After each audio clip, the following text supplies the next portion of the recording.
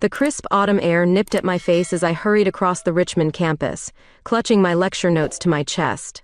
Another day, another class full of bright-eyed students, eager to dissect the nuances of 19th century literature. At 55, I should have felt accomplished, settled. Instead, I felt hollow. "Professor Ross," a student called out, waving enthusiastically. I mustered a smile and a nod, my mind already drifting to the empty house waiting for me after work. The divorce had been finalized 6 months ago, but the silence still echoed through every room. As I entered the lecture hall, the familiar scent of old books and fresh coffee enveloped me. For the next hour, I lost myself in Austen and Bronte, my voice rising and falling with the passion of words penned centuries ago.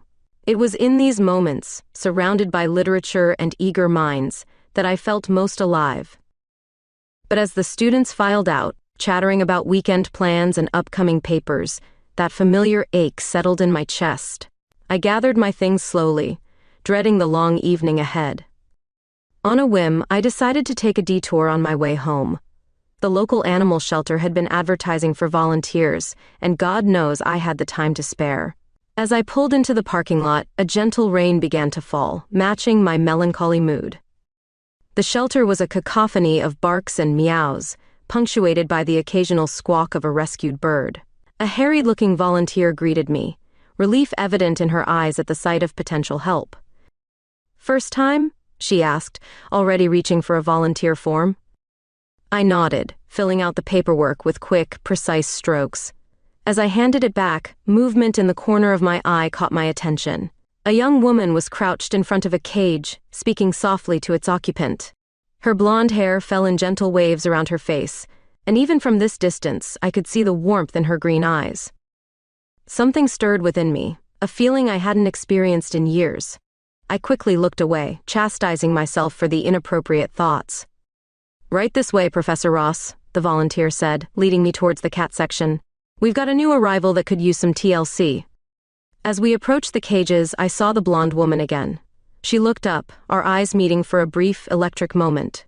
I felt my cheeks flush, and quickly averted my gaze. "Catherine," the volunteer called out, "could you show Professor Ross how to handle Whiskers? He's still a bit skittish."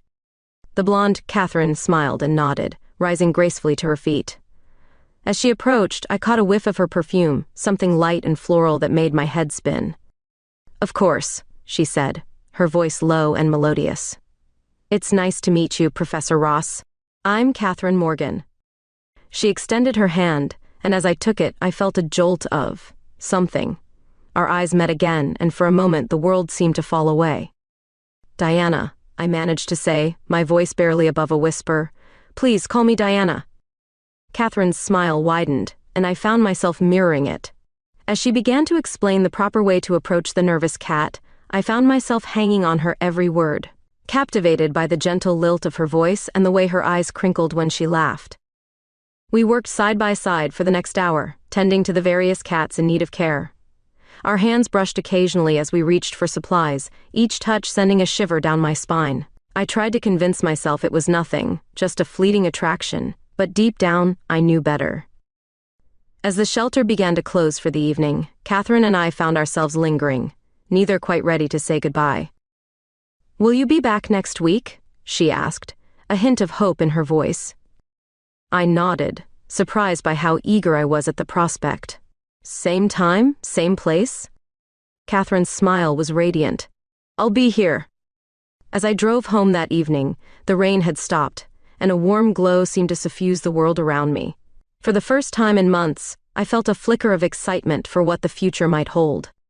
Little did I know, this was just the beginning of a journey that would challenge everything I thought I knew about myself, about love, and about the unexpected paths life can lead us down. The weeks flew by in a blur of lectures, grading, and stolen moments at the animal shelter. Each Saturday, I found myself looking forward to those few precious hours with Catherine more than anything else in my life. We fell into an easy rhythm, chatting about books, music, and our shared love of animals as we went about our tasks. I told myself it was just friendship, a connection born of shared interests and compatible personalities. But deep down, I knew it was more. The way my heart raced when she smiled, the electricity that coursed through me at the slightest touch. it was becoming harder and harder to deny. One Friday evening, after a particularly grueling faculty meeting, I decided I needed a drink. Without really thinking about it, I found myself pulling into the parking lot of a bar I'd never visited before. The neon sign flickered weakly in the gathering darkness. The Hideaway. As I pushed open the heavy wooden door, the smoky atmosphere and low hum of conversation enveloped me. It wasn't until I was halfway to the bar that I realized something was different. The clientele was predominantly female, and there was an undercurrent of energy I couldn't quite place. I froze, suddenly aware that I had stumbled into a lesbian bar. My first instinct was to turn and flee, but a familiar voice stopped me in my tracks. "What can I get for you?" I looked up, my eyes widening in shock as they met Catherine's green gaze. She was behind the bar, a towel slung over her shoulder, looking just as surprised as I felt. "Catherine?" I managed to stammer out. I didn't know you worked here." For a moment, panic flashed across her face. Then, smoothing her features into a neutral expression, she replied, "Just started." "What brings you to the Hideaway, Professor Ross?" The use of my title stung, a reminder of the boundaries between us. I slid onto a bar stool, my mind reeling. "I suppose I was looking for a quiet place to unwind," I said, trying to keep my voice steady. "And please, it's Diana. We're not in class." Catherine nodded, a small smile playing at the corners of her lips. "What'll it be then, Diana?" "Gin and tonic?" I replied, my mouth suddenly dry. As she turned to make my drink, I couldn't help but admire the graceful way she moved, the confident set of her shoulders. When she returned with my drink, our fingers brushed as I took the glass. The familiar spark was there, more intense than ever. "So," I said, taking a sip to steady my nerves, "how long have you been coming here?" Catherine's eyes darted around the bar before settling back on me. "A while," she admitted softly. "It's not exactly something I advertise." I nodded, understanding all too well. "Your secret's safe with me," I assured her. As the night wore on, we fell into conversation between her serving other customers. The initial awkwardness faded, replaced by a growing sense of intimacy. Here, away from the shelter and the university, we were just two women sharing confidences. "I never meant to hide it from you," Catherine said as last call approached. "It's just complicated." I reached out, covering her hand with mine. "I understand, more than you know." Our eyes met, and in that moment, I saw a reflection of my own longing, my own fears. The air between us crackled with unspoken possibility. Just then, a boisterous group entered the bar, breaking the spell. Catherine reluctantly pulled her hand away, turning to deal with the new customers. As I gathered my things to leave, she caught my eye one last time. "Same time at the shelter tomorrow?" I nodded, a warmth spreading through my chest. Wouldn't miss it for the world. The cool night air was a shock to my system as I left the bar. My mind was reeling, trying to process everything that had happened. Catherine was, like me. The realization sent a thrill of excitement and terror through me. As I drove home, I couldn't shake the image of her behind the bar, confident and beautiful. For the first time in years, I allowed myself to imagine a future filled with possibility, with love. But reality crashed in as I pulled into my driveway. I was her professor, older by more than 2 decades. Any relationship between us would be seen as an abuse of power, a scandal waiting to happen. I spent the night tossing and turning, torn between the growing feelings in my heart and the rational voice in my head warning me of the consequences. When I arrived at the shelter the next day, Catherine was already there, a tentative smile on her face. As our eyes met, I knew that everything had changed. The careful dance we'd been doing for weeks was over. Now, we faced a new challenge, navigating the complex emotions between us while respecting the boundaries that society and our own positions demanded. As we worked side by side, tending to the animals, I couldn't help but wonder what the future held. One thing was certain, my life would never be the same. The crisp autumn air had given way to winter's chill, and with it came a flurry of activity on campus. As I hurried across the quad, my breath visible in the frigid air, I couldn't shake the feeling of anticipation that had been building for weeks. Today was the deadline for graduate program applications, and I knew that somewhere in the stack of papers waiting on my desk would be Catherine's submission. The thought both thrilled and terrified me. Since that night at the hideaway, we'd settled into a delicate balance. Our Saturday mornings at the shelter remained a constant, filled with easy conversation and lingering glances. But there was an undercurrent of tension now, a shared secret that bound us together even as it threatened to tear us apart. I unlocked my office door, shrugging off my heavy coat and scarf. The familiar scent of old books and coffee enveloped me as I sat down at my desk, eyeing the stack of applications with a mixture of dread and excitement. It didn't take long to find hers. Catherine Morgan, the name neatly printed at the top of the form, seemed to jump out at me. With trembling hands, I began to read. Her personal statement was beautifully written, passionate and insightful. As I pored over her academic achievements and glowing recommendations, a sense of pride welled up in me. She was brilliant, deserving of a place in our program regardless of our connection. But therein lay the problem. How could I possibly be objective about this? Every word I read was colored by my growing feelings for her, by the memory of her smile, the sound of her laugh. A knock at my door startled me out of my reverie. "Come in," I called, hastily shuffling the papers on my desk. To my surprise, it was Catherine who entered, a hesitant smile on her face. "Professor Ross," she said, her voice soft. "I hope I'm not interrupting." I shook my head, gesturing for her to take a seat. "Not at all. What can I do for you, Ms. Morgan?" The formality felt strange on my tongue, but necessary given our surroundings.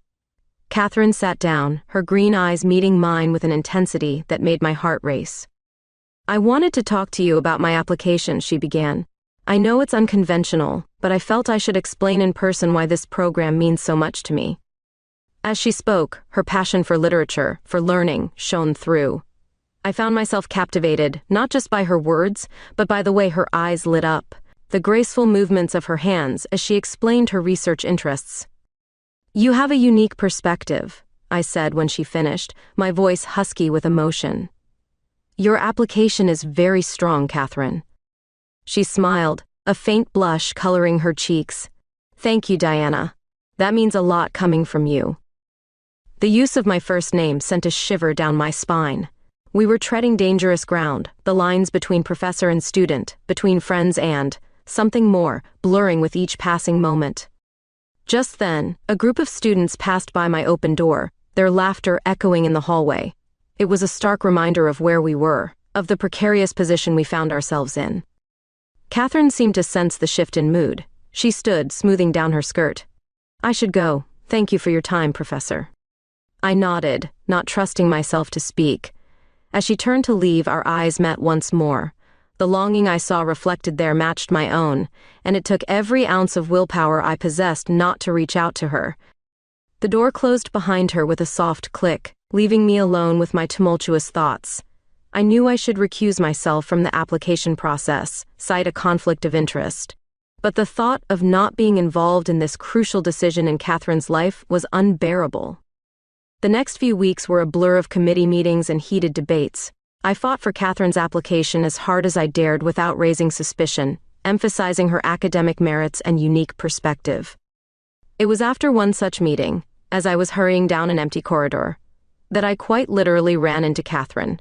Papers went flying, and as we both knelt to gather them, our hands brushed. The electric shock of contact froze us both in place. I looked up, finding her face inches from mine. Time seemed to stand still as we knelt there, the air between us thick with unspoken words and suppressed desire. "Catherine," I breathed, barely a whisper.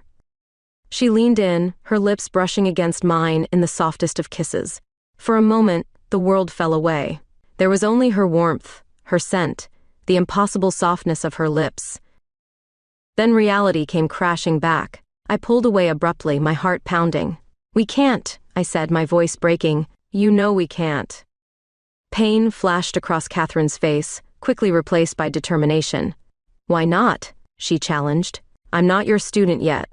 We're both consenting adults. Why should we deny ourselves happiness?" Her words echoed my own secret thoughts, the arguments I'd been having with myself for weeks. But the risks, the potential consequences. "It's not that simple," I said, rising to my feet. "Your application, my position here, there's so much at stake." Catherine stood as well, her green eyes blazing. Some things are worth the risk, Diana. With that, she turned and walked away, leaving me standing alone in the corridor, my lips still tingling from our kiss. As I made my way back to my office, my mind was in turmoil. The taste of her lips, the feel of her so close, it was intoxicating. But the rational part of my brain screamed warnings about professional ethics, about the scandal that could erupt if we were discovered. I sank into my chair, burying my face in my hands. How had I let things get this far? And more importantly, what was I going to do next? The answer, I knew, would shape not just my future, but Catherine's as well. As the winter sun set outside my window, casting long shadows across my desk, I realized that I was standing at a crossroads. Whatever decision I made would change everything. With a heavy sigh, I reached for the phone. It was time to make a choice. Winter had Richmond firmly in its icy grip. Snow blanketed the campus, muffling the usual bustle of university life. I stood at my office window, watching fat flakes swirl in the wind, my mind as turbulent as the storm outside. It had been weeks since that stolen kiss in the hallway, weeks of agonizing silence between Catherine and me. I'd thrown myself into work, burying my conflicted emotions under a mountain of papers to grade and lectures to prepare. But in quiet moments like this, the memory of her lips on mine haunted me.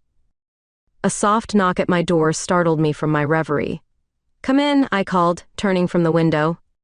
My heart skipped a beat as Catherine stepped inside, cheeks flushed from the cold, snowflakes melting in her golden hair. She looked breathtaking, and I had to remind myself to breathe. "Professor Ross," she said, her voice carefully neutral. "I hope I'm not interrupting?" "Not at all," I replied, gesturing for her to sit. "What can I do for you, Ms. Morgan?" She perched on the edge of the chair, her green eyes meeting mine with an intensity that made my knees weak. "I wanted to ask about the status of my application," she said. "The waiting is difficult." I nodded, understanding all too well. "The committee is still deliberating," I told her. "Your application is strong, but there's fierce competition this year." Catherine bit her lip, a flicker of vulnerability crossing her face. "And our situation? Has that affected things?" The question hung in the air between us, heavy with implication. I sighed, sinking into my chair. "I've recused myself from voting on your application," I admitted. "It was the only ethical choice." She nodded, a mix of emotions playing across her features. "I understand," she said softly. "Thank you for your honesty." We sat in silence for a moment, the unspoken tension between us almost palpable. Finally, Catherine spoke again, her voice barely above a whisper. "Do you regret it? That kiss?" My breath caught in my throat. "Catherine," I began, but she cut me off.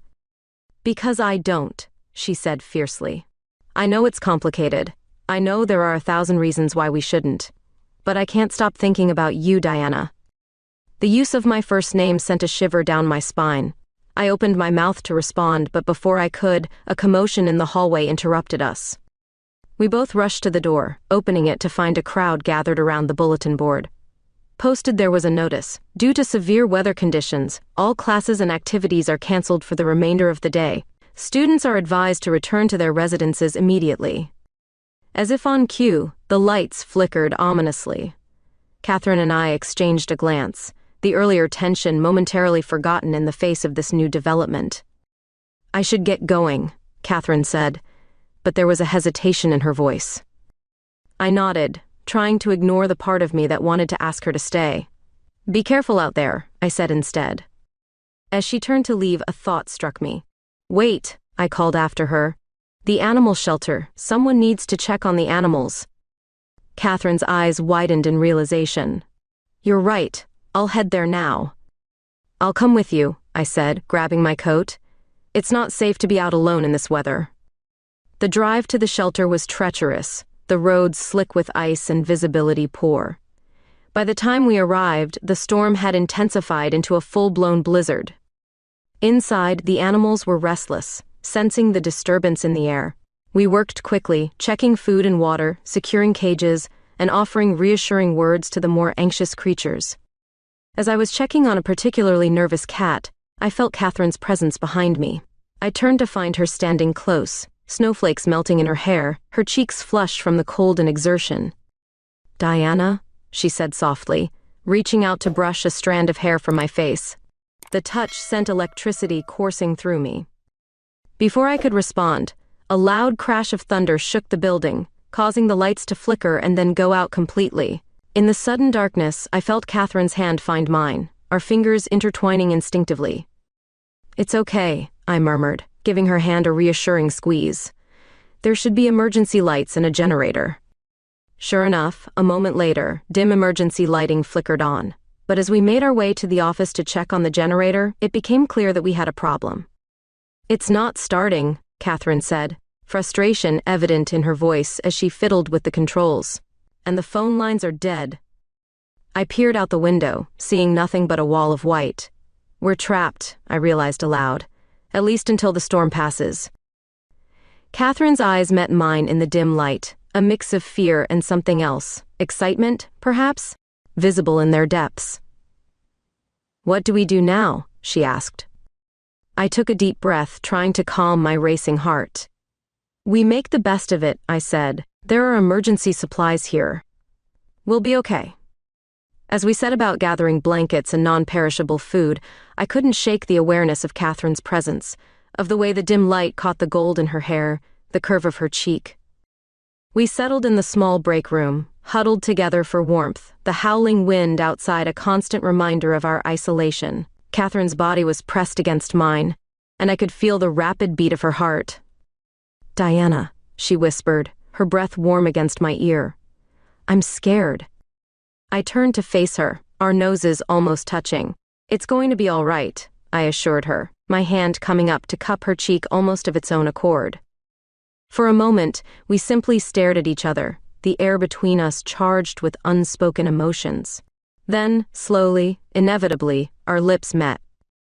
This kiss was different from our first, deeper, more urgent. All the pent-up longing, all the stolen glances and suppressed desires of the past months poured out in a rush of passion. When we finally broke apart, both breathless, I knew that everything had changed. There was no going back now, no pretending this was anything less than what it was. As the storm raged outside, Catherine and I clung to each other in the darkness, finding warmth and comfort in each other's arms. Whatever consequences awaited us in the light of day, for now, we had this moment, this connection. And as I drifted off to sleep, Catherine's steady breathing a soothing rhythm beside me, I couldn't help but feel that maybe, just maybe, some things were worth the risk after all. The aftermath of the blizzard brought more than just melting snow and slush-covered streets to Richmond. As life on campus slowly returned to normal, I found myself navigating treacherous waters of a different kind. Whispers followed me through the hallways, sidelong glances from colleagues that spoke volumes. It seemed our night at the animal shelter hadn't gone unnoticed after all. "Diana!" a stern voice called out as I was leaving my morning lecture. I turned to see Margaret, the head of our department, her lips pressed into a thin line. "A word in my office, please." My heart sank as I followed her, knowing what was coming. The door closed behind us with a soft click that felt like a prison gate slamming shut. Margaret settled behind her desk, fixing me with a steely gaze. "I've been hearing some concerning rumors, Diana, about you and a certain graduate school applicant." I took a deep breath, willing my voice to remain steady. "Margaret, I can explain." She held up a hand, cutting me off. "I don't want explanations. I want this to stop immediately. Do you have any idea how this looks? The scandal it could cause?" Her words hit me like a physical blow, even though I'd been expecting them. "Nothing inappropriate has happened," I lied, the taste of Catherine's lips still a phantom presence on my own. Margaret's eyebrow arched skeptically. "See that it stays that way. We've worked too hard to build this department's reputation to have it tarnished by this." I left her office feeling shaken, my carefully constructed world threatening to crumble around me. As I turned the corner, lost in thought, I nearly collided with Catherine. "Diana," she breathed, her green eyes wide with concern. "Are you okay? You look pale." I glanced around nervously, acutely aware of the curious gazes of passing students. "Not here," I murmured, guiding her to an empty classroom. Once inside, Catherine's hands found mine, her touch sending familiar sparks through my body. "What's wrong?" she asked softly. I sighed, leaning against a desk for support. People are talking, Catherine, about us. The department head just warned me to end, whatever this is. A flash of hurt crossed Catherine's face, quickly replaced by determination. And what did you tell her? I said nothing inappropriate had happened, I admitted, unable to meet her eyes. Catherine's grip on my hands tightened. Is that what you really think, that this is inappropriate? I looked up then, seeing the challenge in her gaze. You know it's not that simple, I said. There are rules, expectations. Damn the rules, Catherine interrupted, her voice low and fierce. I'm tired of hiding, Diana. I'm tired of pretending I don't feel what I feel for you. Before I could respond, she closed the distance between us, capturing my lips in a searing kiss. For a moment, I forgot everything. The whispers, Margaret's warnings, the potential consequences. There was only Catherine, the softness of her lips, the warmth of her body pressed against mine. When we finally broke apart, both breathless, I rested my forehead against hers. We can't keep doing this, I whispered, even as every fiber of my being screamed in protest. Catherine pulled back slightly, her eyes searching mine. Why not? She challenged. I'm not your student, not yet. We're both consenting adults. Why should we deny ourselves happiness because of what others might think? Her words echoed my own secret thoughts, the arguments I'd been having with myself for weeks. But the risks, the potential consequences. It's not just about us, I said softly. Your future, my career, there's so much at stake. Catherine's jaw set in a determined line. Some things are worth fighting for, Diana. I think we are. With that, she turned and walked out of the classroom, leaving me alone with my tumultuous thoughts. The next few days passed in a blur of classes and committee meetings. I threw myself into work, trying to ignore the ache in my chest whenever I caught a glimpse of golden hair in the crowded hallways. It was late one evening, as I was packing up to leave my office, that I found the first note. A small, folded piece of paper tucked into the pile of essays I was grading. With trembling hands I opened it, immediately recognizing Catherine's elegant handwriting. In vain I have struggled. It will not do. My feelings will not be repressed. You must allow me to tell you how ardently I admire and love you. My breath caught in my throat as I recognized the quote from Pride and Prejudice. It was both a declaration and a challenge, wrapped in the words of Austen that we both loved so dearly. More notes followed over the next week, each one hidden in a different place. Slipped into my faculty mailbox, tucked under the windshield wiper of my car, even folded into the pages of a book I'd left on my desk. Each one contained a different literary quote about love and longing, each one chipping away at my resolve. I knew I should put a stop to it, knew the danger we were courting. But I couldn't bring myself to confront Catherine, couldn't bear the thought of ending this tenuous connection between us. It all came to a head one rainy afternoon. I was in my office, grading papers, when a commotion in the hallway drew my attention. Raised voices, the sound of something shattering. I rushed out to find Catherine facing off against a tall, angry-looking young man. Shards of a broken vase littered the floor between them. You can't just ignore me, Cat, the man was saying, his voice slurred. We were good together. I can make you happy, not like... That's enough, James. Catherine cut him off, her voice tight with anger. We're done. I've told you that. Now please, just leave. I stepped forward, my protective instincts kicking in. Is there a problem here? I asked, my voice calm but firm. James turned to me, his bloodshot eyes narrowing. This doesn't concern you, lady, he spat. I think it does, I replied coolly. This is a place of learning, not a bar. I'm going to have to ask you to leave. For a tense moment I thought he might argue. But then he deflated, shooting Catherine one last pleading look before stumbling away. As soon as he was gone, Catherine sagged against the wall, tears welling in her eyes. Without thinking, I wrapped an arm around her, guiding her into my office and closing the door. Are you all right? I asked softly, handing her a tissue. She nodded, wiping her eyes. I'm sorry, she sniffled. That was my ex, he doesn't want to accept that it's over. I felt a surge of protectiveness, mixed with a hint of jealousy I didn't want to examine too closely. Has he bothered you before? Catherine shook her head. Not like this. I think he suspects there's someone else. Our eyes met, and in that moment, all the unspoken feelings between us rose to the surface. Before I could think better of it, I leaned in, capturing her lips in a gentle kiss. This time there was no interruption, no voice of reason telling us to stop. As the kiss deepened, I felt something inside me shift, a decision being made. Whatever consequences we might face, whatever challenges lay ahead, I knew in that moment that I was all in. Catherine was worth the risk, worth fighting for. As we broke apart, both breathless, I saw my own determination reflected in Catherine's eyes. We had crossed a line, and there was no going back now. The storm was coming, but we would face it together. The arrival of spring brought with it a renewed sense of hope and possibility. As the campus came alive with blooming flowers and bustling students, I found myself standing at a crossroads, both personally and professionally. The weight of my decision pressed heavily on my mind as I made my way to the dean's office.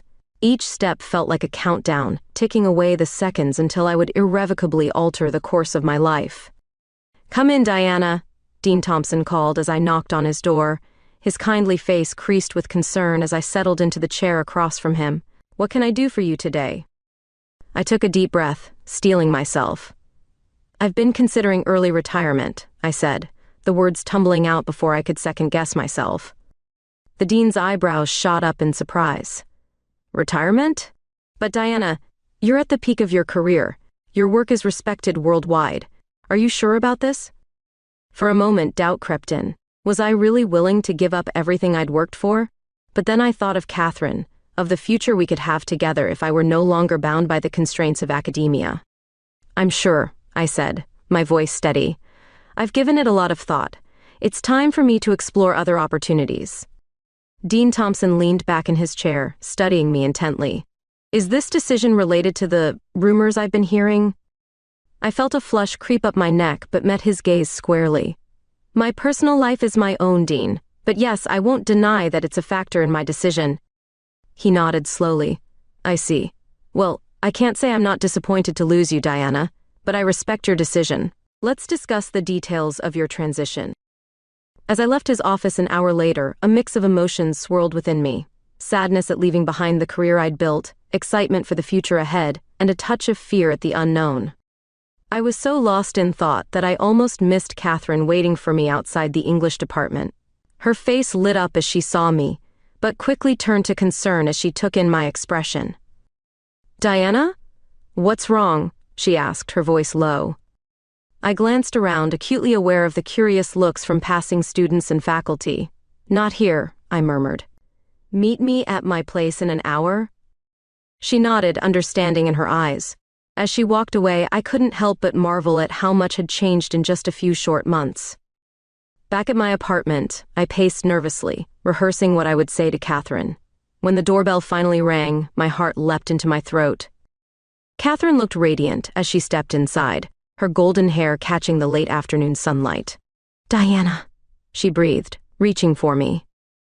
I allowed myself a moment to sink into her embrace before pulling back.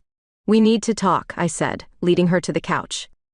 As we sat, I took her hands in mine, marveling at how perfectly they fit together. "I've made a decision," I began. "I'm retiring from the university." Catherine's eyes widened in shock. "Retiring? But Diana, your career, are you sure about this?" I nodded, squeezing her hands gently. "I'm sure. I want to be with you, Catherine, openly, honestly, without fear of scandal or repercussions." Tears welled in her eyes as the implications of my words sank in. "But what about your work, your research?" "I can continue my research independently," I said. "And there are other universities, ones without the same conflict of interest. But right now, what matters most to me is us." Catherine's expression softened, a mix of love and concern in her eyes. "I don't want you to give up your dreams for me," she whispered.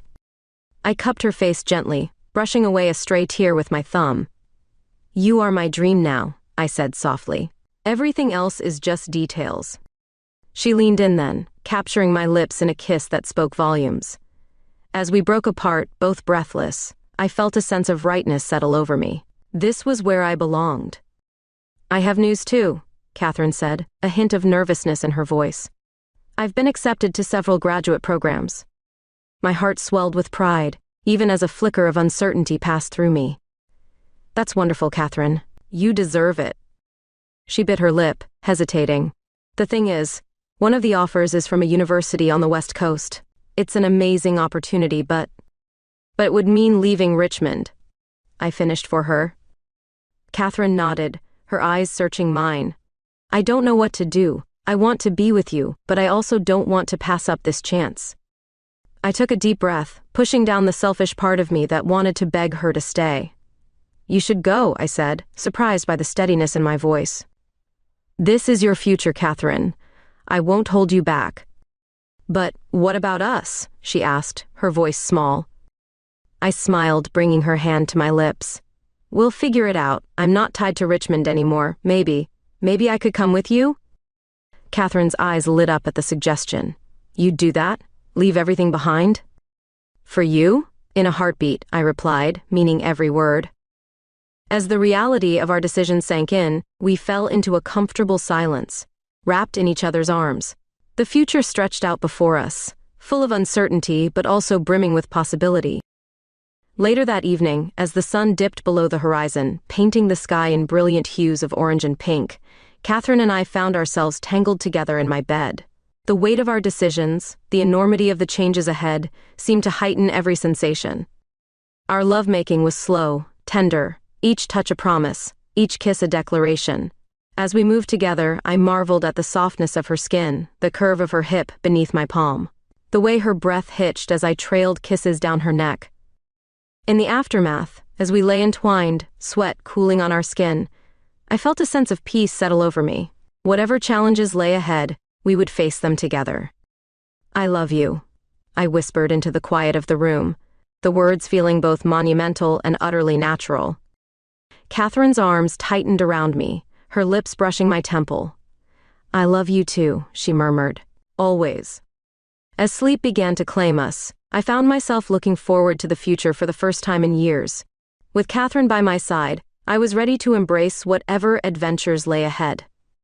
The road might not be easy, but it would be ours. And that, I realized, was all that really mattered. The heat of summer had settled over Richmond like a thick blanket, but inside the air-conditioned halls of the university, a different kind of heat was brewing. As I made my way to what would be one of my final faculty meetings, the whispers that had been circulating for months seemed to crescendo into a deafening roar. I held my head high, ignoring the not-so-subtle glances and hushed conversations that ceased abruptly as I passed. Let them talk, I thought. In a few short weeks, none of this would matter. The meeting room was already crowded when I arrived, colleagues clustered in small groups, their conversations a low hum of tension. As I took my seat, I caught sight of Margaret, her lips pressed into a thin line of disapproval. Dean Thompson called the meeting to order, his usual jovial demeanor noticeably strained. Before we begin, he said, I'd like to address the situation that has been causing some distraction lately. My heart began to race, but I kept my expression neutral. This was it then, the moment of truth. As you all know, the dean continued, Professor Ross has decided to take early retirement. While we're saddened to lose such a valued member of our faculty, we respect her decision and wish her the best in her future endeavors. A murmur rippled through the room. I could feel the weight of every gaze upon me, some sympathetic, others judgmental. However, Dean Thompson's voice cut through the whispers, it has come to our attention that there may have been improprieties involving a graduate school applicant. The room fell silent. I took a deep breath, steeling myself for what was to come. These allegations are serious, the dean said, his voice grave. If true, they could have severe repercussions for both the individuals involved and the university as a whole.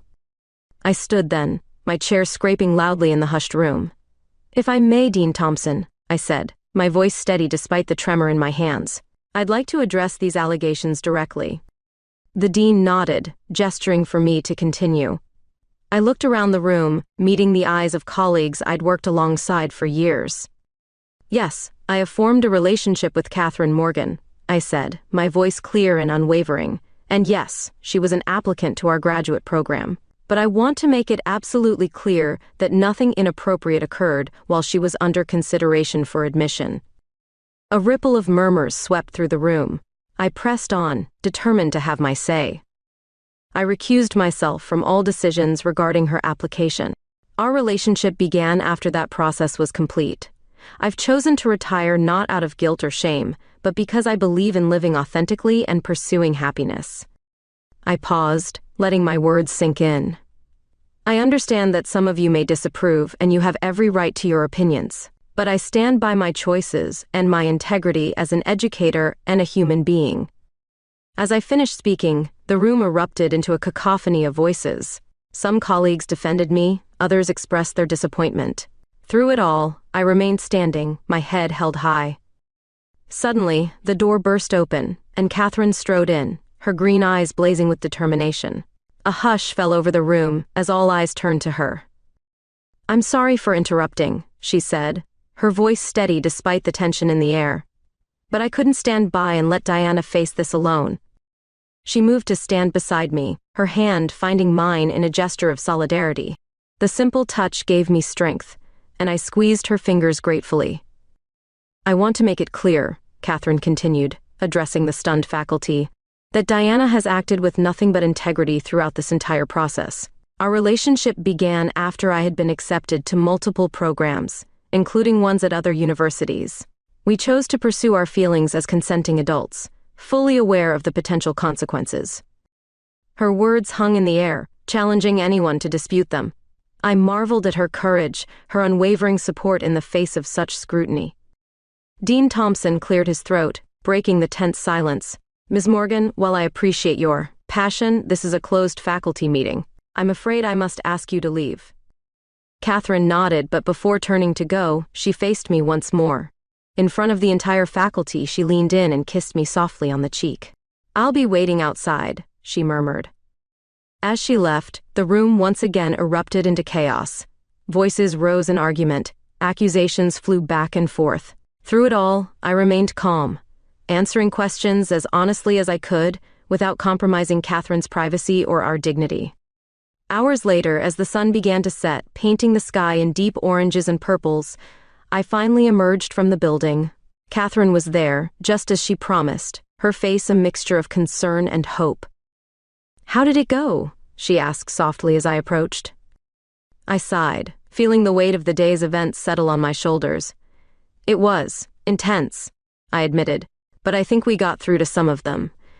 The dean has agreed to conduct a formal investigation, but given that I'm retiring and you've already been accepted elsewhere, it's largely a formality."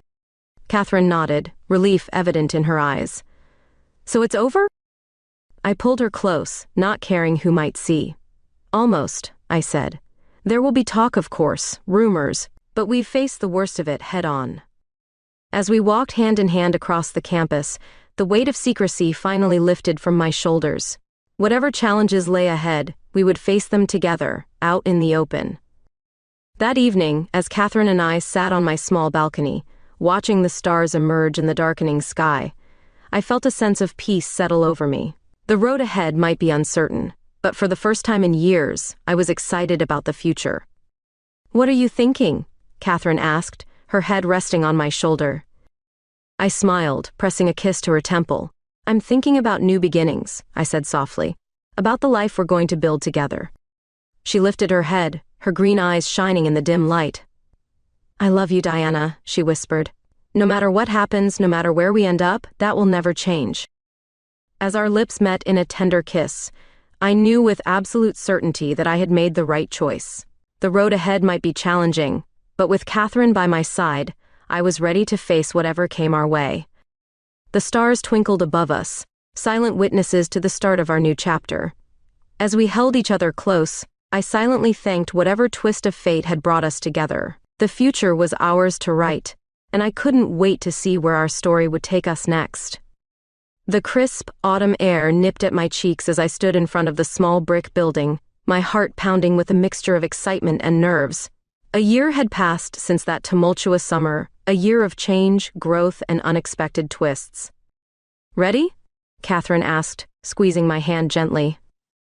I nodded, taking a deep breath. "As I'll ever be." Together, we pushed open the door to our new bookstore and cafe, Hidden Melodies.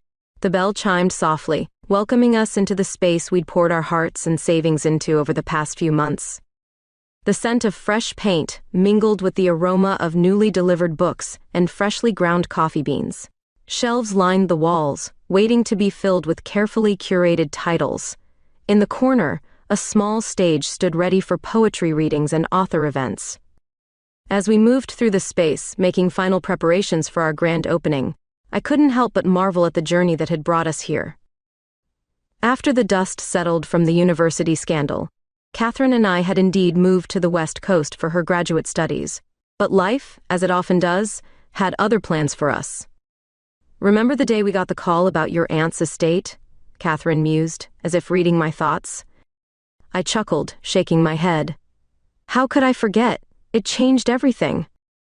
My Aunt Isabel, a reclusive writer I'd barely known, had left me her entire estate, including a substantial sum of money and a quaint Victorian house back in Richmond. At first, we'd been unsure what to do with the unexpected windfall. But then, during a late-night conversation fueled by too much wine and nostalgia for our old city, the idea had taken root. A bookstore and cafe, a place where literature and community could flourish. A fresh start, built on the foundation of our shared passions. "Do you regret giving up your program?" I asked Catherine, a question that still nagged at me sometimes. She turned to me, her green eyes sparkling with warmth. "Not for a second," she said firmly. This is where I'm meant to be, with you, building something beautiful together." I pulled her close, overwhelmed by the love and gratitude I felt for this remarkable woman. "I don't deserve you," I murmured into her hair. Catherine laughed, the sound echoing through the empty shop. "Nonsense. We deserve each other, and all the happiness we can grab with both hands." As we finished our preparations, a knock at the door startled us. I glanced at my watch, frowning. "We're not open for another hour." Catherine peeked through the window, then grinned. "I think you'll want to let them in." Curious, I opened the door to find a small group of familiar faces. Sarah, my former colleague and unexpected ally during the university ordeal, Dean Thompson, looking slightly uncomfortable but determined. And to my utter shock, Margaret, clutching a gift bag and wearing an expression that might almost be called sheepish. "Surprise!" Sarah exclaimed, ushering the group inside.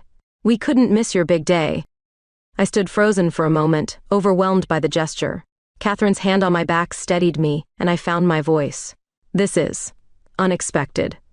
Thank you all for coming." Dean Thompson stepped forward, clearing his throat. "Diana, Catherine, I wanted to apologize personally for how things were handled last year. Your courage in facing the situation head-on. Well, it's led to some positive changes in university policies." Margaret nodded, adding softly, "And it's opened some eyes to the need for more inclusivity and understanding." Tears pricked at my eyes as I absorbed their words. The pain and fear of those difficult days felt distant now, replaced by a sense of validation and hope. "Thank you," I managed, my voice thick with emotion. "Your support means more than you know." As Catherine led them on a tour of the shop, chatting animatedly about our plans for author events and community outreach, I took a moment to collect myself. Looking around at the space we'd created, at the unlikely group of people gathered to support us, I felt a profound sense of gratitude wash over me. The bell above the door chimed again, and I turned to see a young woman enter hesitantly. She couldn't have been more than 20, her eyes wide as she took in the shop. "Are you open?" she asked timidly. "I saw the sign." I smiled warmly, gesturing her inside. "We're having a soft opening for friends and family, but please, come in. What brings you to Hidden Melodies?" The girl blushed slightly. I'm a creative writing student at the university. I heard there was a new bookshop opening, run BBY well by a couple like me and my girlfriend. I wanted to see for myself." My heart swelled at her words. This, I realized, was why we'd done all of this. Not just for ourselves, but for every person who needed a safe space, a community, a place to belong. "You're absolutely welcome here," I said, guiding her towards the poetry section. "In fact, why don't you be our official first customer? Pick out any book you'd like, on the house." Her face lit up with joy, and as she browsed the shelves, I caught Catherine's eye across the room. She smiled, a look of pure love and contentment on her face that mirrored my own feelings. As the hour of our grand opening approached, more people began to filter in, curious neighbors, excited students, old friends, and new supporters. The shop hummed with conversation and laughter, the energy palpable. Catherine made her way back to my side, slipping her arm around my waist. "Quite the turnout," she murmured. "Ready to make it official?" I nodded, suddenly overwhelmed by the magnitude of the moment. Together we stepped up onto the small stage, the room falling quiet as all eyes turned to us. "Welcome, everyone, to Hidden Melodies," I began, my voice strong and clear. "This shop is a dream come true for Catherine and me, a place where stories can be shared, where community can flourish, and where love in all its forms is celebrated." Catherine squeezed my hand, adding, "We hope you'll find not just books here but acceptance, inspiration, and maybe even a bit of magic." As applause filled the room, I looked out at the faces before us, friends old and new, supporters and former adversaries, all coming together in the space we'd created. The journey that had brought us here had been far from easy, filled with unexpected twists and painful moments. But standing there with Catherine by my side and a future full of possibilities stretching out before us, I knew that every step had been worth it. We had faced our fears, fought for our love, and in doing so, had created something beautiful not just for ourselves, but for others who needed it. As we cut the ribbon to officially open Hidden Melodies, I realized that this wasn't an ending at all. It was a beginning of a new chapter, a new adventure, a new way of living authentically and spreading love through the power of words. And as Catherine pulled me in for a kiss, the cheers of our supporters ringing in my ears, I knew that whatever challenges lay ahead, we would face them together. One page, one day, one shared story at a time.